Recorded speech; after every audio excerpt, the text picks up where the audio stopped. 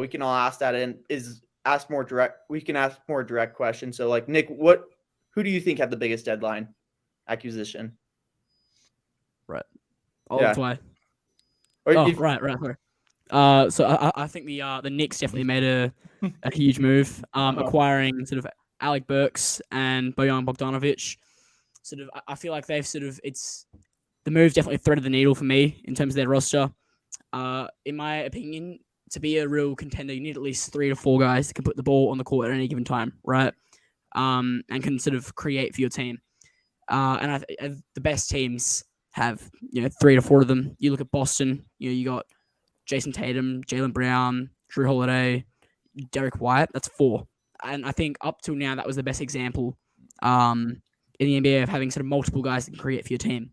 Whereas now, I think the Knicks have a solid rotation of like 8 guys that can do it at any point. And particularly in a playoff series when defenses get tougher, certain players aren't going to be able to hold up to that. And having depth is so important, especially with creation. You can't just have 1 to 2 guys that create, because if one of them has a bad game, suddenly you're down 1-0 in a playoff series. yeah.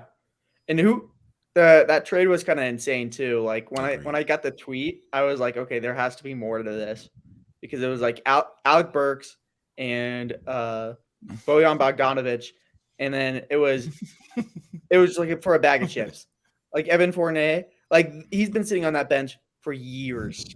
Like Tibbs isn't going to play him, so I mean it's that was like definitely like the biggest. I think the most impactful trade of the deadline, like just for value, that was definitely like the biggest blockbuster trade. So I completely agree with you. I think for me, as I was looking through it, just like the biggest trade in my eyes, I think that's one that's going to go underneath the radar is Daniel Gafford. I mean, Daniel Gafford, I mean, it's only 3 games. And I love how, after, in the NBA, after a little bit of change happens, we always love to overreact. And 3 games is like never that much. But Daniel Gafford is killing it right now. I mean, he averaged 26 points in Washington. Right now he's averaging 21 points. And just go look at his numbers. His efficiency is way up right now. He's shooting in it a little bit lower. He's usually 69%, like, low 70s in field goal percentage. He's low 60s, but his impact is insane right now. He's averaging like 2.5 blocks right now. That team, that Mavericks team really needed that. I know they had Derek Lively, who looked tremendous, but him and PJ Washington, those guys just bring a little bit more flexibility to that team. And I think the Mavericks also had a huge deal getting away of Grant Williams. I know he was unhappy there to switch to Daniel Gafford, who is just, I mean, he just gives you an elite spark on 20 minutes. And I think that is because he just got out of NBA purgatory with the Washington Wizards. So that's another team like at the deadline, I think that we got to recognize and talk about. Just like those guys killed it right there. I think that team could definitely like maybe win a playoff series with Luka, but like just that team has flexibility now, which I think they desperately lacked. So that's a team that I think that had a great deadline. Yeah, I couldn't agree more. I mean, I know there are 2 separate trades, but taken into together, the acquisition of PJ Washington and Daniel Gafford. I mean, you could make an argument that the Knicks had, especially obviously if you take into consideration the Anunoby trade, they had the bigger overall, trades.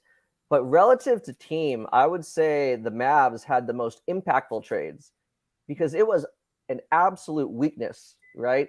Front court, like just front court depth, but also, the consistency with front court players. I like Dwight Powell, but I understand when Mavs fans and just any NBA fans have like the reaction like, oh my God, like, why is he doing that? Why is he out of position? And it's because out of necessity, right? I mean, he's asked to do a role that frankly he shouldn't have been doing. But now that you have Gafford, you actually have like a true rim protector. You have pressure at the rim. Same thing with PJ Washington. Like I always looked at him at Charlotte, like he really should not be playing center, but because of lack of options, he was doing it. So I always figured like, man, it's not good to be doing that for 35, 40 minutes a game. But when you need to be like a swing forward or a swing big man, oh, he could absolutely do that.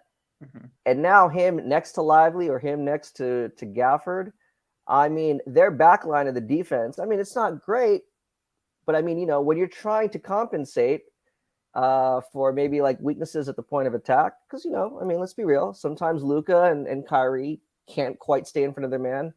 But if you can do enough to jam your man at the hip, right, and funnel them into the back line of the defense, well, look at that. See, I mean, at least for what, 2 games so far, there's at least a semblance, right? Or 3 games now, right? There is a semblance, Yeah. right, of actual rim protection, consistent rim protection. So I'm excited for them. Even though they're a Western Conference rival, I mean, it's fun to watch. No, yeah. I like all of you guys' picks. I'll say I was gonna say the Knicks myself, but I'll say an underrated move, I guess, would be like the Celtics getting Xavier Tillman from the Grizzlies. Just because that's another body that they can use on the floor. You know what I mean? In the playoffs, that I feel like in the East is gonna be one on defense. So I just think that that's gonna help them. Like against the Knicks, against a Philadelphia 76ers team. I like the Philly move too. Like to grab Buddy Hield, man. Like, especially if Embiid can make it back in time for the playoffs, and just how good he is passing out of those doubles now and getting everybody else kind of freed.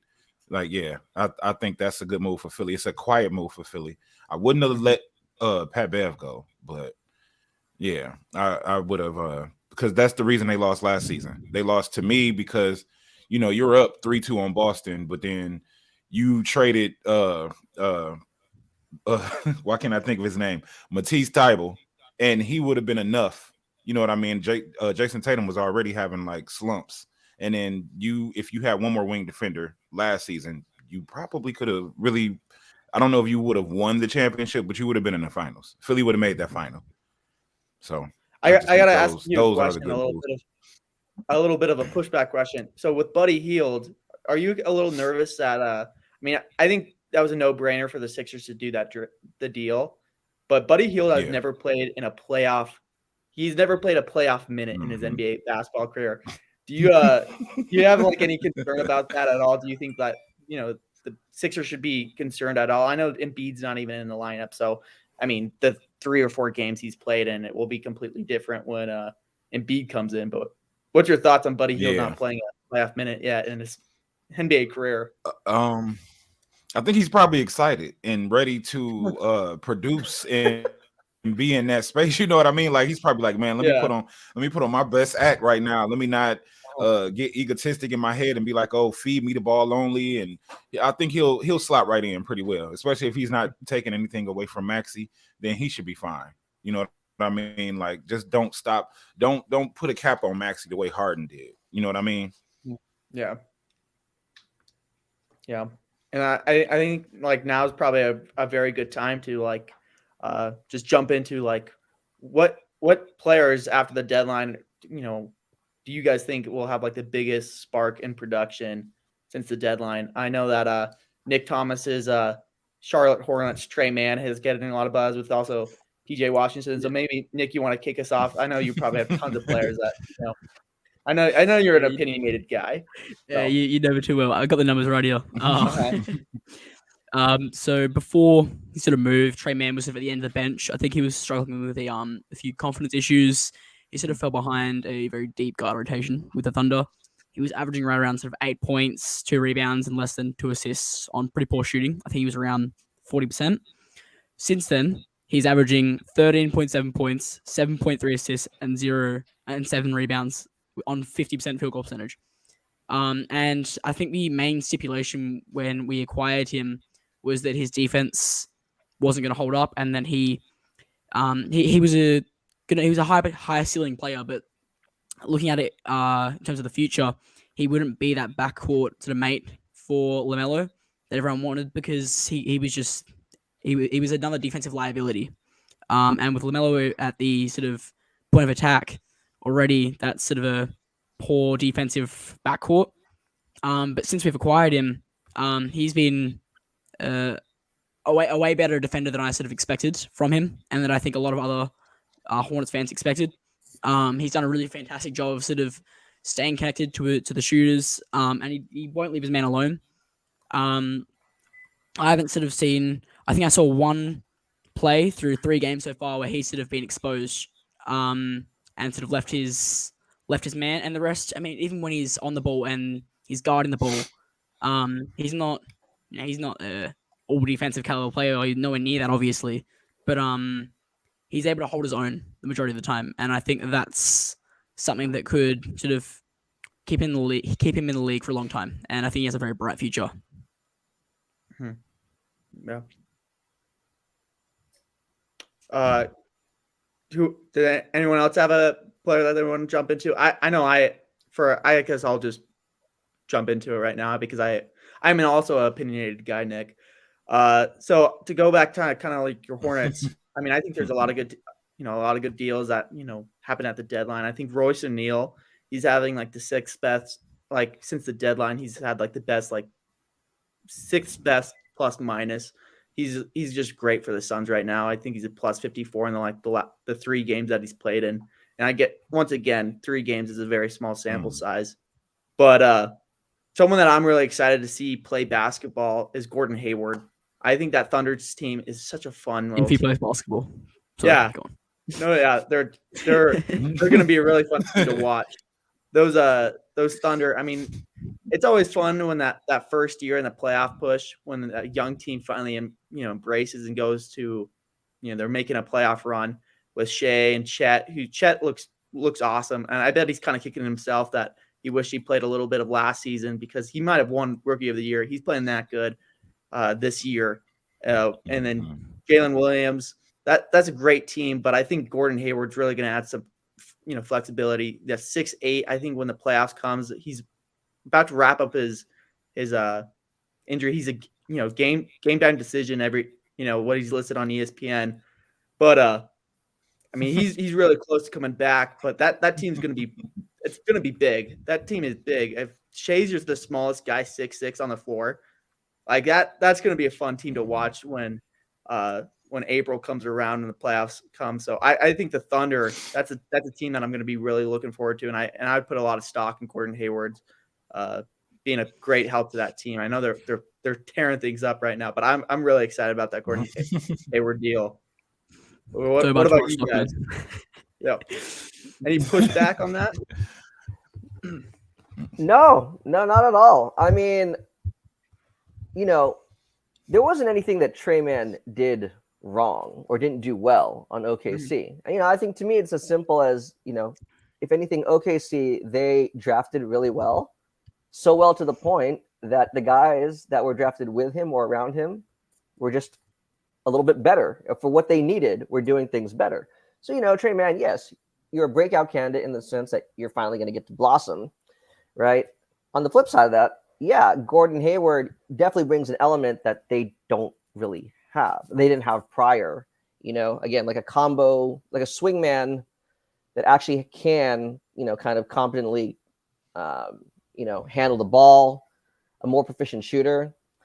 Nobody's saying he's better than Giddey, but if you do need a better, like, kind of catch and shoot or creation option, or both, he gives you that. A little bit more versatility, on the wing in terms of defense, especially in short bursts, yeah, just a better return on, like, maybe like lower minutes, higher efficiency, I guess you could say.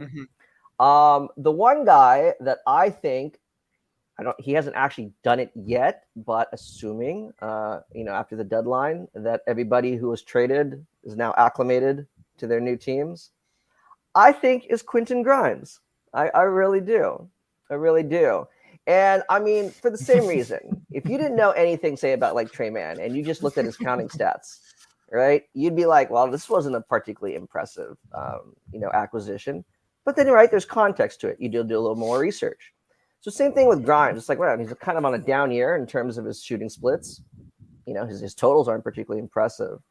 But I mean, there's one thing for me, like, if you are a player coming from a team where you were used incorrectly, okay, right? there's optimism going to another team.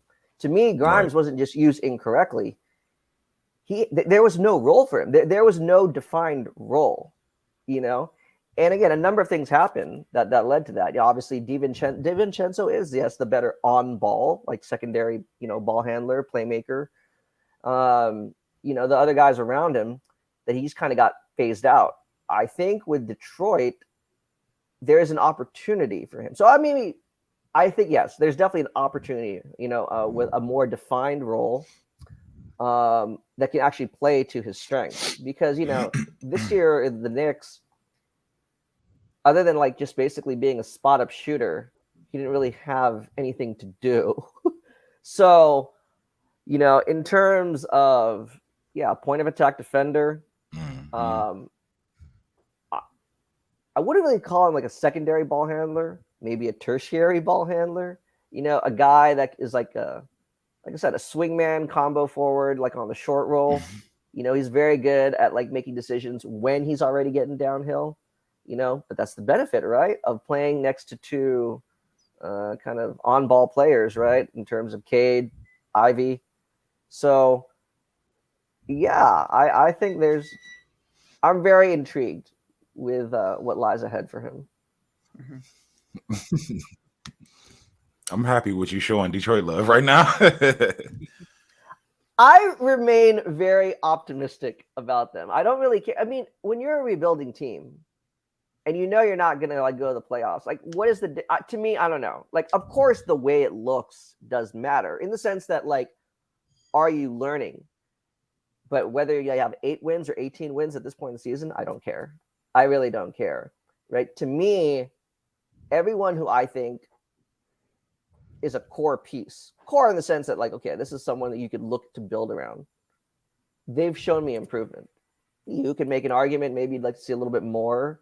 And, if you want to blame Monty Williams about that or whatever other factors. But I mean, their key pieces, they're making significant strides. And for that reason, I still think that there's a lot of reason to be optimistic about their trajectory. Who do you think their key pieces are? Because when I think about I'll do a little bit of a pushback. When I think about the Pistons, it's Ivy and Cade, and then Wiseman. I guess he's not really. I mean Bagley too. I mean they have so many top picks, but I just feel like if I was the GM of the Pistons, it would be Ivy and Cade would be the only guys I would think of like long-term guys right as of right now. I mean, I go back and forth about watching Pistons games, and I'm not as hopeful as you are, but I appreciate that optimism. But I can only get behind Ivy and Cade being long-term guys there. Yeah, no. That's a funny thing. Okay. 3 guys that are definitely like worthy of the focus of the franchise. Cade, Jalen Duren, and Ivy. Yeah, now, I think Duren's the definitely only a lock for the future. 2 that I would actually pencil in as being okay, we can build a franchise around these 2 guys are actually Cade and Duren. I agree with you on that. That was disrespectful for me for even leaving off of the list because he has put up a good chain of I think his last 15 games have been pretty good. Still can't believe we traded him, man. And that's what I'm saying. There are like subtle things that he has shown. That's Jalen Duren, that is. And again, like he's still only 19, or you know what I'm saying? Like he's definitely young, and one of the youngest players in the NBA. But even just in his second year, showed massive strides. The subtle things, like I said, his screen setting has become like borderline elite. His ability to like flip the angle to not just give himself an opportunity for a better rim run, but to actually like spring his guard open, right? Like that, when a player can actually create more scoring opportunities, that's when you got something really special. And he's doing that on a regular basis. there are other like flashes I see. Like I don't really know like how if this is something sustainable, but like I mean his actual ball handling. I mean, like to the point where okay, right? I mean, they're a rebuilding team, they're shorthanded, but I mean, he's actually like legitimately pushing the ball in transition. I did not know he had that, and if that's something he can do on a regular basis, oh yeah, oh definitely, because now you're starting to see them actually play to each other's strengths and complement each other. They're not just a group of individuals; it's actually becoming a team. And I know, of course, yeah, you want to see wins. I like wins, especially for rebuilding teams. It's like for them, it's proof that like your work is culminating in something. But yeah, I think so. Yeah, I think part of the problem with us early on was Monty not having anybody figured out for himself. I guess like he put Ivy in the doghouse. Ivy was running the team with Duran to close the last season. And then K coming back, and then if you notice when he's got the ball, everybody's just standing around looking at him. You know what I mean? Like, so what are you gonna do? Oh, I need to get over here, up turnover. You know what I mean? So, and it's like 7 turnovers in a row or something like that. But I do like what you said about Jalen Duran. I think he has been improving. I just hope he gets the opportunity to start kind of shooting from like 7 to 10 feet, maybe out to the elbows, because I think that's a part of his game. Like, he had that when he was playing in Memphis. You know what I mean? Yeah. And it's not that it was something that was just the most consistent thing, like it was just fluid. But I think that if he can work on it, he'll mess around and kind of develop it like a Jermaine O'Neal did. Like I want to say KG, but I don't want to put him on those kind of tiers yet. At least not as far as their shooting acumen goes. But I look at him like a Dwight Howard. Honestly, like we can feed him right now and play inside out. We could do that right now. He could be the first option, and then we can just work around it. I think that's a great comparison. Yeah. I Thanks mean, the Pistons love. No, I mean, okay. What I would say about Monty is I agree with everything you said. Especially about the early season struggles. I think though it's like I'm not excusing Monty, right? Like if I think there's valid criticism, especially with like his sometimes his substitution patterns. But I think the thing he struggled with most early in the season is you're trying to still teach these players, like they're still trying to develop themselves as individuals, right? Like they're still trying to like realize what their capabilities, their potential is. At the same time, you're also trying to get them to play as a team. And that's a struggle, right? How can you get them to play as a team when they don't actually know what they're individually capable of yet? You see what I'm saying? Like they're kind of still going through that growing pains of understanding what they do well, what they don't as individual players. So it's like, man, now let's just put it all together. And at times it kind of exacerbates their individual weaknesses. So. Yeah. Well, I mean, I don't know what to say about us. I'm frustrated just with Monty himself, but I mean, we look like we're finally becoming a team right now. So I would say over the last 10 games, we look better than we did all season. And it's been close games, it's been tight games.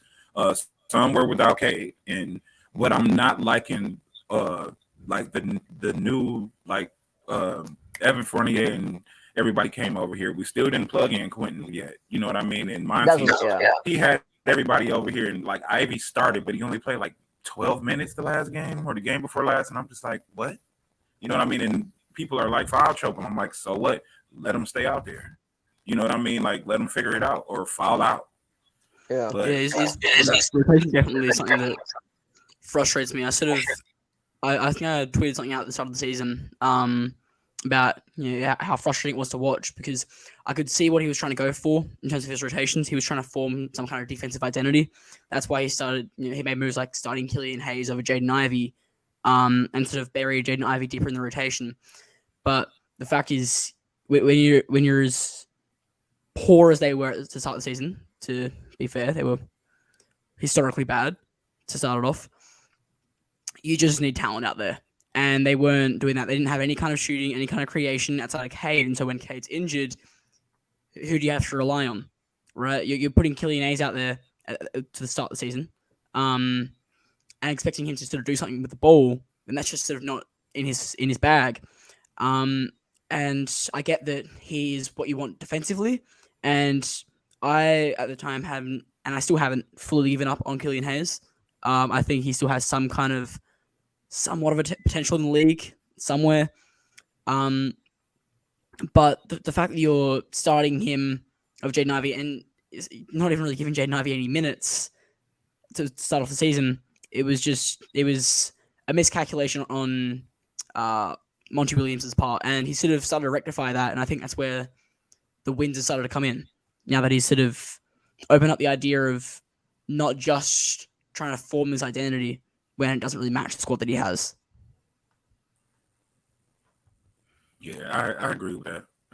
And I agree that Killian, he should be somewhere. Like somebody can develop him as a player. You know what I mean? I think again, I go talking about Dwayne Casey, but Dwayne Casey had Killian looking good last season. So it's a coach out there that can make him look really good, probably like Nick Nurse or somebody that's creative with offenses and won't mind trying to allow him to have the freedom and so he can build confidence, man. That's really what it's about. Like last season, we seen him play with confidence. What did we see? We seen 20-point games. We seen double doubles with assists. We seen him really showing up on defense and him running that offense with Jaden Ivey last season. You know what I mean? So it's just a matter of who's in there, what type of confidence are they helping you build if you don't have it within yourself. Because I think Ivey, I don't know where he got his confidence from this season, like with Monty. Because it was a dogfight. But yeah, if Killian was going through any of that, which I don't really believe, but I think management upstairs came down and said, all right, it's time to do something about that. And do you think Jaden Ivey is a natural passer? Do you think he's a pure passer? Do you think his playmaking is instinctual? I think it can be, yeah. Especially his 2-man game with Duran, yes. Like the way he looks with Duran, yes. But I think he has to kind of figure out like how teams are going to attack him when he's got the ball, and then kind of whatever personnel he's got around him, he'll be able to develop his game from there. You know what I mean? Like, okay, now he's got a Fontecchio in the corner now. You know what I mean? As opposed to like Killian Hayes shooting a 3 from the corner or something like that. Like you got more trust and you got somebody that's more reliable doing it. Like, is there? You know what I mean? Yeah. And I honestly think he should be the point guard over Cade. I know Pistons fans don't get mad at me, but Cade should be the 3. Ivy should be the 1. The 3. Or Cade he could be the 2. And then you could put Asar Thompson at the 3. But I just think K should be the secondary ball handler because he's so good at it. But at the same time, the league is dictated by pace. You know what I mean? Unless you got Joel Embiid or Jokic or Giannis, you don't have them. So, yeah. And that's right. Add Asar Thompson. That's another reason why I'm very optimistic about the Pistons. Because, yes. Yeah, I love also. I definitely had him higher than. I think consensusly, Armin was a higher prospect coming out of OTE, but I sort of liked also. I think he has a lot more potential with his shooting. He's sort of shown a bit more willingness. I think his form has a bit more potential to become somewhat of a shooter. I'm not expecting him to become sort of someone who's going to be shooting 38, 39% from 3 at any point. But if he could become competent at some point, I think that's just sort of what the Pistons could hope for, best case scenario.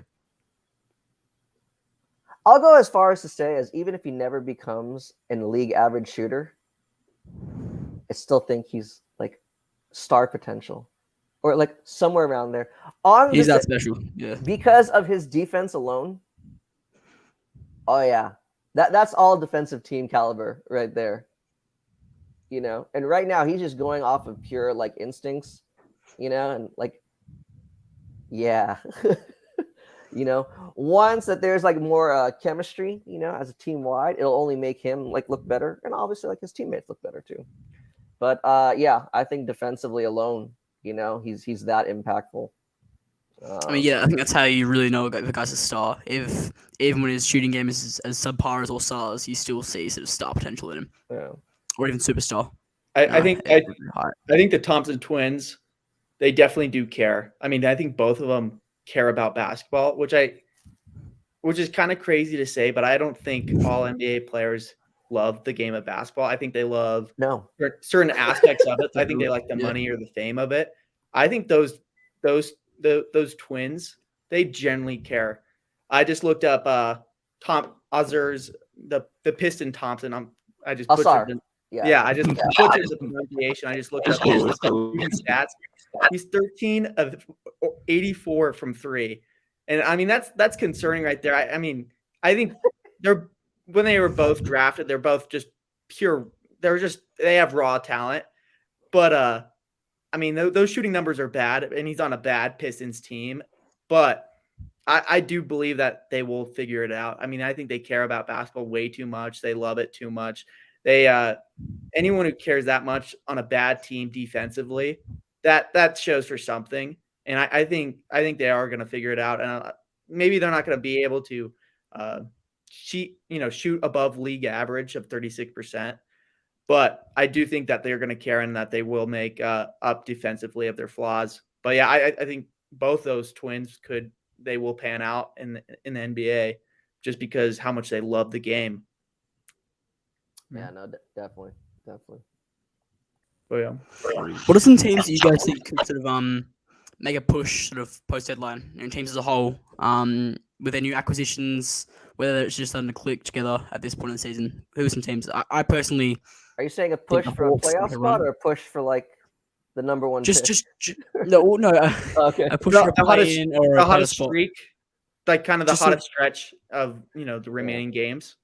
Yeah, so sort of depending on where they are, sort of if you're the Sixers, the goal is to make the play-in. But if you're, I don't know, the Hawks, you're definitely looking to get a play-in or maybe even the 6th seed. Yeah, I think this is a sleeper team right now. I think they're going through a sophomore slump, kind of the second-year slump after making the playoffs. I just feel like every young team they make, especially having a good year as they did, the Sacramento Kings, being 3rd in the West last year, they're going through the whole team is kind of going through a sophomore slump. I would that's how I would label them. I mean, Sabonis and Fox were kind of, depending on who you ask, they were kind of snubbed from the All-Star game. Fox was having a really bad, 5 stretch game. The last 2 games is 30 and 40 points, I believe. And he looks like he's getting back to the line, but he just wasn't getting fouled at all. He just wasn't aggressive enough. But they sit, I think, 7th in the West right now. But I think they've played 6 more road games than home games. And I think that's a big indication for this team is going to pick it up. When you look at the numbers, they do everything good. I mean, I think they're 3rd in 3-point attempts and 4th in 3-point makes. And they're 7th in offense. I think the only thing that they kind of like do league average is rebounding, which is weird because Sabonis is leading the league in rebounds by, I think, 2 rebounds a game. So he's just having a monster career. But I think this time in the All-Star break, I think Mike Brown and the team are collectively going to, figure things out. I think they're going to go be the hottest team in basketball. I think the Clippers are definitely red hot as well. But I think there's more incentives for the Kings now because they're looking to be in a play-in team. And I think they're really going to pick it up. I think they're going to catch up on maybe the Pelicans as well and take up that spot. And I think they can go on a crazy run of the last 28 games I think they have left in the season. So I think the Sacramento Kings will be a team to watch in the remaining stretch of the season. I think that team, just how good offensively they are. I mean, they're just going to win games just because they're going to be able to shoot out lights out. And I think that's a team that I think everyone's going to be concerned about playing about them in the calendar. They need every game to push up. I mean, the West is it's a chokehold right now, but I think the Kings with the home schedule and just, kind of the slump at the beginning of the season, just not, exceeding expectations right now. I think they're going to figure it out their last 28 games. So that's my pick. Michael, what about you? They definitely have another sort of gear to hit. I mean, you sort of said it. They can win games on shootouts alone, right? They can just simply outscore their opponents. and they're also sort of 7th in offense right now, right? And that's good. You know, 7th in offense is a sort of great market hit, but we sort of saw it last season where they had at the time the greatest offense in the history of basketball, which is sort of a skewed stat because at the moment, sort of every year we sort of have that, but that was the way the offense was run was just so much more efficient. I sort of feel they sort of scored it at a higher volume. I think their points are down. And yeah, I definitely think they have another sort of gear to hit. And once they hit that gear, I think that's when they'll sort of find their stride and sort of make that run that you're sort of alluding to. Yeah, I'm sorry, I cut you off. You called me out to pick a team. I guess I'm gonna go with it's kind of bland, but I think the Miami Heat again. You know what I mean? And I would think like the Lakers as well too, just because those teams are built for the playoffs. You know what I mean? So that's why they made the late season pushes last season. That's why they look like they're gonna make the late season pushes again this season, because it takes them time to kind of develop with a few little new pieces here and there for both sides. You know what I mean?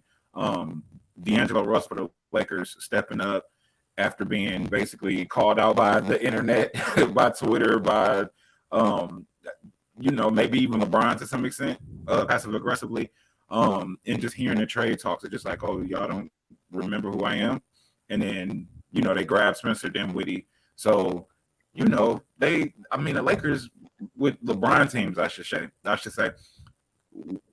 they don't ever get to build continuity.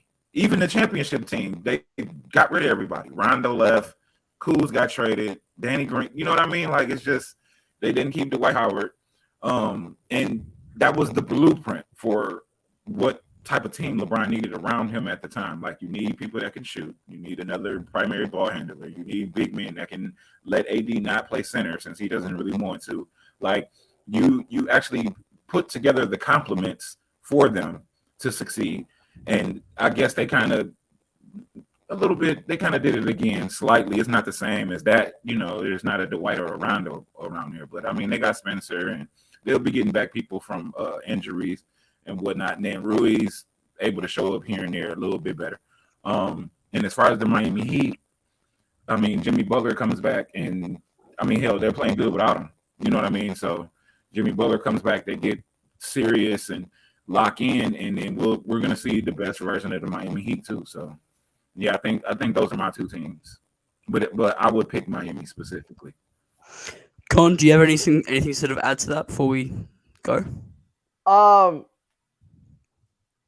My Warriors bias aside, got my Warriors. I'm going to pick the Warriors. In the sense that where they are relative in the standings right now, right? So they stand, they're in the play-in box, right? They're 10th, but they're 8-2 in their last 10. And I think if you've been watching or you've been paying attention, especially the ones on national TV, they're definitely playing a lot better. They're playing a lot more. They're more cohesive. Kerr had to make like some kind of big, some substantial lineup changes. Obviously, the last one that took the headlines was Clay came off the bench.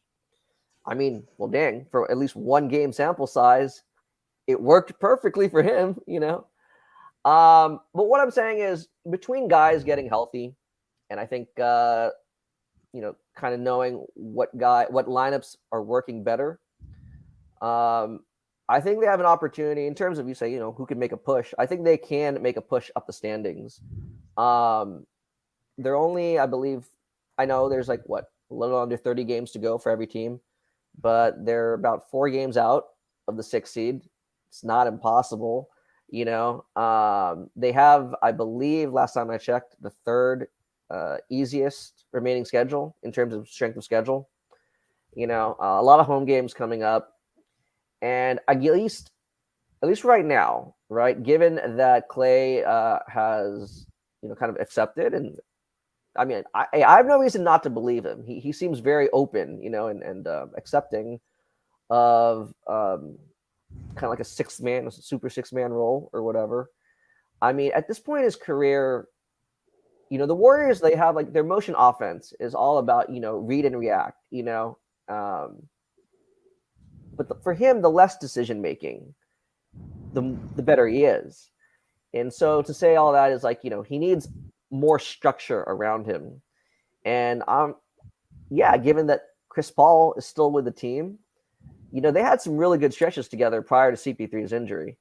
And I think with CP3 coming off the bench with him, as them kind of being like the backcourt second unit, I think they can really get the best out of each other, and that's why I'm saying that there's definitely less mental lapses. Because, again, I know one of the headlines, at least amongst Dub Nation, is, Clay had some pretty bad miscues, in crunch time in our two losses. But yeah, with Chris Paul there, you expect less of that, and start stringing together some more wins. So I think, relatively speaking, yeah, I think they could be a little bit of a riser. And in the East, I have to check where they're at right now. But I mean, I still think the Pacers can climb the standings a little bit. Maybe not. I know there is a little bit of a gap, right? They're 6th. Right. Yeah. Maybe they're locked in at 6. I don't know, but I definitely think, yeah, I think they're poised to make some noise in the playoffs. So yeah. Halliburton has, I think, only played 43 games this season. So I mean, I think he's missed almost 15 games at this point. But yeah, to go back to the Warriors, I hate to admit it, but yeah, the Warriors do look like they are hot at the right time, and they definitely are coming up on the Lakers' tails right now. And as a Lakers fan, that's kind of concerning for me. But yeah, they look like they're putting things together. I mean, Clay looked great on Thursday. He was just he had no hesitation. I mean, they look like a more happier team. I think Draymond being back from a suspension and just in a little bit slightly better place now. I think he is kind of that glue guy of that team, just that morale guy. He just high energy guy, fight for every possession. I think that does wonders for the Warriors. Well, yeah, no, I just wanted to say I agree with your takes right there. Yeah, I mean, I didn't even mention Draymond, but that's so true. I mean, I think this kind of resurgence they're on is large part because of him, right? Is because, prior to him returning to the team, Steve Kerr was reluctant to play Wiggins and Kuminga together in long stretches, because it ultimately meant like one of them is going to, have to kind of be a backline defender or backline or weak side help defender, and kind of put each of them like in a kind of precarious position. But with Draymond, it actually makes it a viable option. And well, they're now a starting unit, Mm-hmm. So yeah, I mean, it's definitely really connecting everything. The defense has really kind of refound themselves. So yeah, we'll see. I mean, even as a Warrior fan, you asked me, do I think would I pick them to win a championship right now? No, but I think they're trending in the right direction at the right time. I think, depending on how matchups can be, yeah, I think they could, at least have like a somewhat deep playoff run. What that results in, I don't know, but yeah, it's pretty exciting. Yeah, and then Steph is just still Steph. Yeah, the regular season is definitely different basketball than playoffs, and but yeah, I mean the Warriors' pedigree, that's something that you just can never underestimate. Like that team has the pedigree for sure for deep playoff runs for sure. Be pretty rough, sort of as like a one seed, sort of fighting for the whole season to get sort of a play-in team or a weaker opponent, and then having to play the Warriors the first round. That's going to be pretty rough. I mean, however, you look at the West. Who do you want to play as the one seed? If you're the Clippers or Thunder or Timberwolves, who gets the one seed? I don't know if there's any team that you would want to play. I mean, I think the Rockets are maybe the worst team that even have a playoff contention spot at this moment. But I don't know. You really want to play the Pelicans first round or the Kings, Lakers, or Warriors? I don't know. That's tough for any one seed just to do that, especially those young teams in Minnesota. I know they've been to I think three playoffs in the last 4 years, or maybe two of the last 3, the Thunder. It's just those young teams are gonna go up through some big names. They're gonna have to take them down some big names in those first rounds, though. those will be exciting. Those will definitely be a good gauge of where those teams are at. Whoever has to play those play-in teams. I think we're definitely in for sort of a legendary sort of playoff run in terms of just pure entertainment. There's never been this much parody ever. I mean, it's such a. I mean, I don't think 2 years ago, I don't think I'd ever heard the word parody. We sort of heard it a fair bit last year, but this year it feels like it's sort of the hot topic. Everyone's talking about parody, right? But it's true. So anyone could beat anybody on any given night, right? I mean, sort of might be a bit of bias. This is the first thing that comes to mind, but earlier in the season, we played the Celtics on a back-to-back. The Hornets played the Celtics on a back-to-back. The first night, I believe we lost by 50. The next night, Nice. and that was at home as well. The next night, in the Celtics home game, we beat them in an overtime game. That was one of our only 12 wins of the season. So that's what I mean when I say anybody on any given night can beat anybody. There's just such a high talent level in the league at the moment, and it makes for a really good watch.